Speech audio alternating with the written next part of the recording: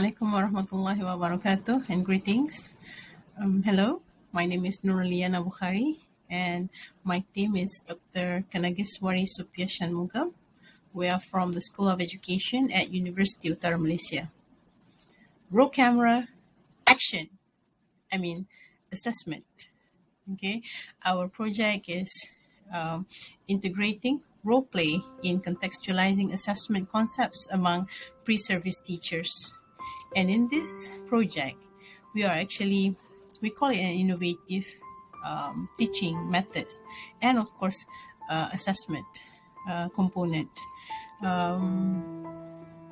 We actually designed a course assessment which is using role play, which previously we use presentations.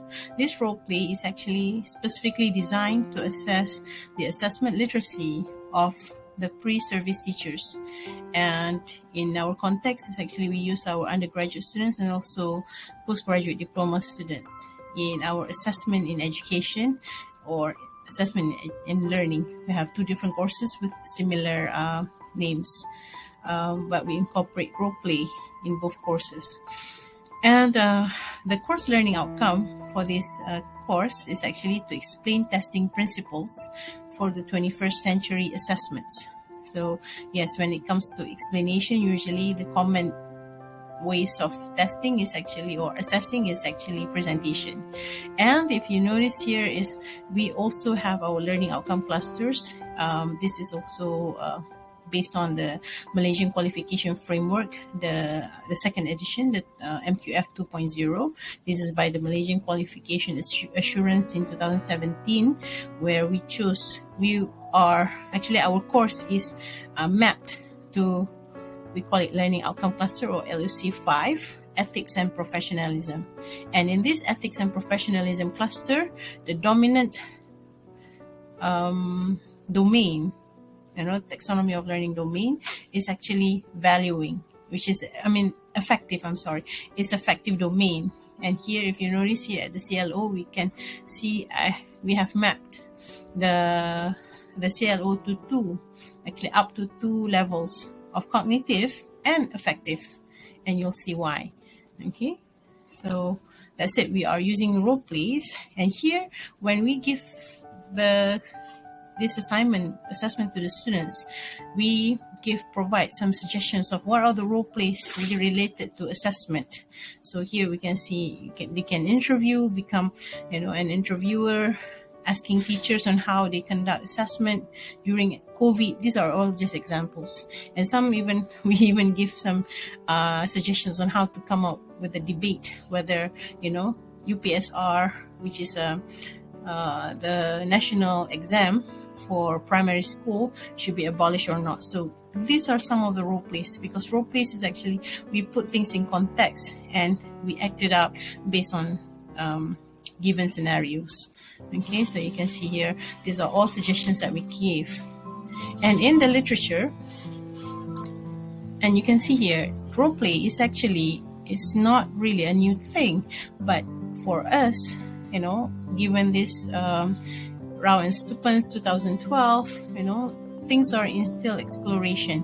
And we found that role play is commonly used in social work and also medical education, medical program, and even some for environment education. When people talk about climate change and try to role play the situation, ask students to act it out based on given situations.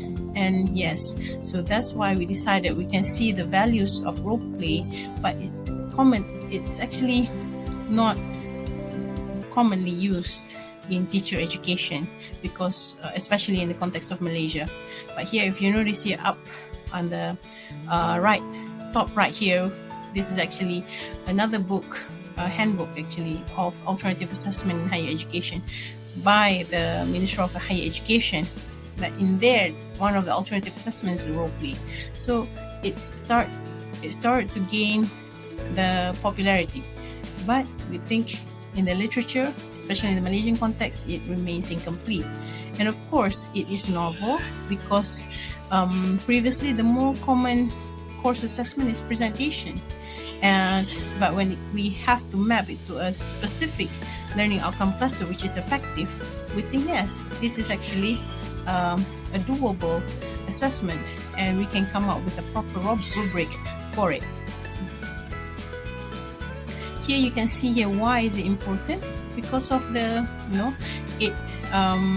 when we are measuring effective domains, using role play, we can invoke that student teachers awareness, and we can of course make sure that ethics and professionalism is embedded, contextually embedded with authentic scenarios.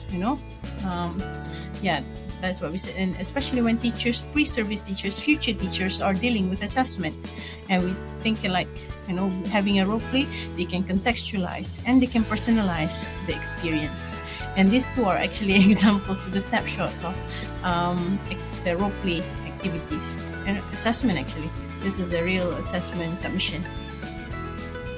And here we also took some surveyed our students and see what actually they need to say about that. And based on this was conducted in Mentimeter, and you can see here 62 students responded, and putting everything in a word cloud, things pop out. The things that pop out is good, is interesting. It increases the creativity. Students can understand things easily because it's actually interesting. The idea is interesting because things are in context. That's, I think, the key word, the key takeaway. Also, when we ask their opinion to rate about whether role play is more effective than presentation, or which one is better, or actually you should integrate and stuff, things are actually at the high end. Means everybody's agreeing, but here students can be seen. We see there's an agreement like about 4.3, because the highest I think is 5. About those strongly agree. That's the scale. Integration of role play in presentation is more effective, but they are also agree that not all topics in the assessment can become role play. For example, statistics and stuff, I think those are more meaningful if conducted as a presentation rather than a role play. And this is a scoring procedure that we have come up with, because to assess the CLO and also the outcome clusters, especially ethics and professionalism, we have to make sure there's an evidence of, okay, these are actually the assessment criteria that we are measuring, and they are actually measuring primarily the effective domain. And you can see here there's an integration of cognitive domain as well, but not as much as the effective domain. We can see A3 here, the second criteria, valuing this effective level 3, and also of course the moral attributes, and the last one is actually professionalism, which is work ethics. So we can see here there's a combination, but mostly effective domain. Okay, that's our scoring rubric. We call it a rating scale. And this one, good news is actually we have submitted for an intellectual property. We applied for intellectual property, and it's in the process of being filed. And right now, it's actually at the endorsement of. It's being recommended by our commercialization center.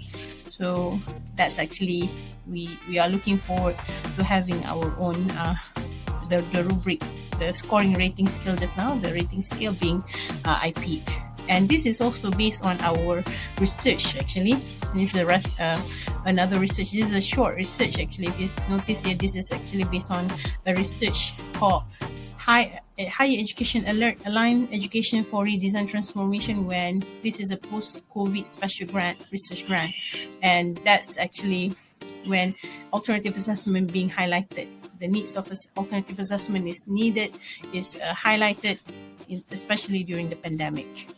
And I think that's all. And what's next is actually some examples of what's the evidence of assessment